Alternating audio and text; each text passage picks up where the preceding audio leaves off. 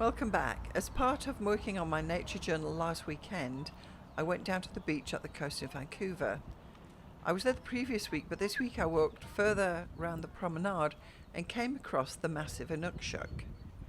An Inukshuk is a figure made of piled stones or boulders, constructed to communicate with humans throughout northern Canada and the Arctic, and the arms point the way.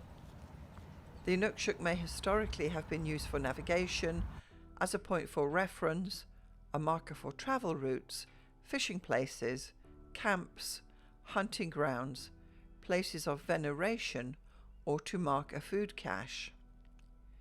The Inukshuk in Vancouver was designed by Alvin Kanak. Although it's not technically a nature sketch, it certainly is outdoorsy enough for me to want to add it to my nature journal. The grey granite rocks themselves were remarkable, from which this sculpture was made. I packed my little travel sketch bag with a sketchbook, 2 pencils and an eraser, and I made sure I had my phone so I could take photographs. I also got a coffee beforehand, I had my hat and sunglasses, and off I went. I took my little field notebook with me and a 2H and a 2B pencil, but I didn't use that, I only used the 2H. So I decided to sketch the Inukshuk monument from the front, which is actually facing west, so the ocean is behind it. I then moved around so I was facing north, deciding to draw the side view as well, which really doesn't show you very much at all. And you can't tell by this drawing whether it's a Inukshuk or not, but the rocks were super interesting. I knew I wanted to create a pen and ink and grayscale ink drawing, so this was the perfect subject.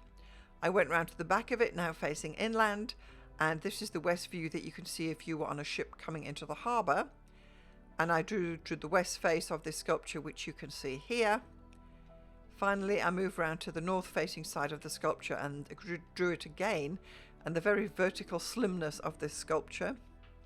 So in all, I did 4 full sketches trying to pay close attention to the stone, to the shading under the massive blocks, and to understand how these rocks are formed. This time I made sure to take photographs of each of these sides of the sculpture so that I had them when I got home as a reference photo.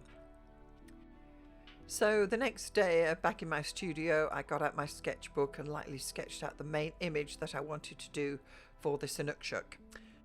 I also was checking out the photos that I'd taken to get a real close look on actually the shades and the shadows on this drawing. I took quite a bit of time laying out this drawing because although it's basically just stones, it was important to get it right because the boulders balance on each other. I spent quite a bit of time doing that, and I also put some edges on some of the chamfered sides of these massive stones. I added a little bit of the garden below the sculpture to give it some context and form within the page, and then decided to add the sea behind it as well because it basically is a naturescape, and that's what I'm going for here. To do the black outlines, I took my 0.3mm black pen and went over the main outline lines of the drawing. I took my time here and tried to get it as accurate as I could, as this is going to form the structure for the drawing. When I was happy with the outlines, I ran an eraser and removed all the pencil lines. And of course you have to eliminate the pencil lines because once you put the ink wash on, it can't be removed. So I use Winsor & Newton Black Indian ink, which is both permanent and waterproof. So in my palette I've got the main black ink in the one well, and then the well below has water. I'm trying to mix it to 2 parts water to 1 part ink, so 1 drop of ink to 2 drops of water to make it light grey. I go on down thinning and filling the wells until I've got the very, very lightest grey at the bottom. So my plan here is to put the lightest ink on the page first and then work up to the darker shades. And the reason you want to do the lighter inks first is because the ink is unforgiving and you cannot lighten afterwards, but you can always darken. This is something I've learned, so there's a tip for you.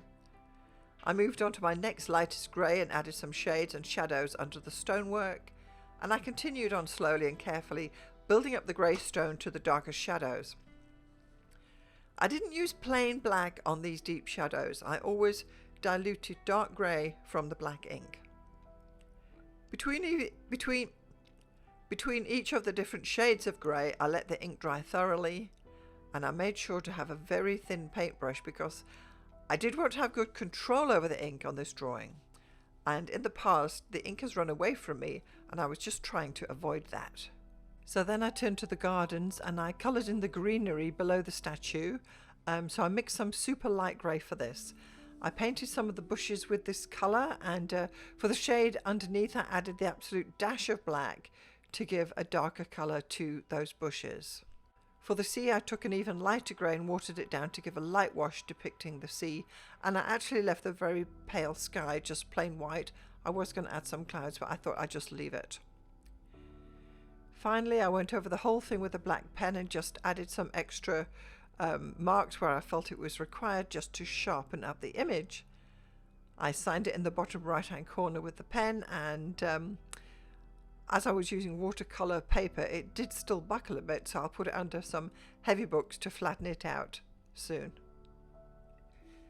And then moving on to my Vancouver nature map, I created this Vancouver nature map to show where I was when I made the sketches in my perpetual nature journal. And this time I was further down the coast from when I did the Canada Geese for last time. So in time I hope this map becomes a record of my nature journaling in my local area. So here's the finished artwork. I'm really quite happy the way this turned out. I did enjoy working with inks in this way. I'll definitely be doing more of these sorts of drawings in the future. So I hope you enjoyed this video. My name is Alison, and I'll see you next time.